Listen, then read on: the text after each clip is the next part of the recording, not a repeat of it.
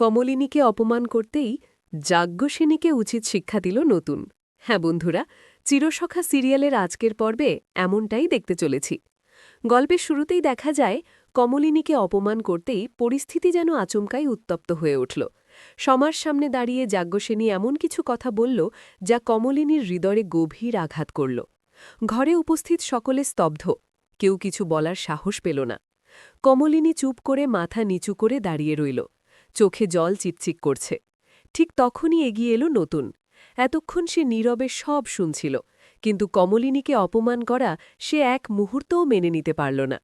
শান্ত গলায় প্রথমে যাজ্ঞসেনীকে থামতে বলল নতুন, কিন্তু যাজ্ঞসেনী তাতে কর্ণপাত না করে আরও কটু কথা বলতে থাকল। নতুনের চোখে তখন স্পষ্ট দৃঢ়তা।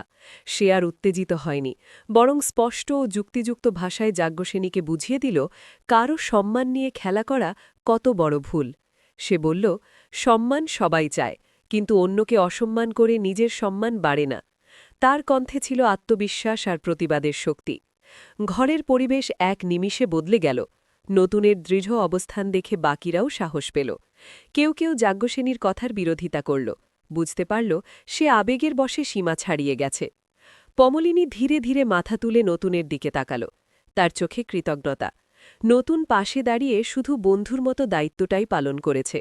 অপমানের জবাব সে অপমান দিয়ে নয়, যুক্তি আর আত্মসম্মানের শক্তি দিয়ে দিয়েছে। এটাই ছিল আসল উচিত শিক্ষা। শেষ পর্যন্ত যাজ্ঞসেনী নীরব হয়ে গেল।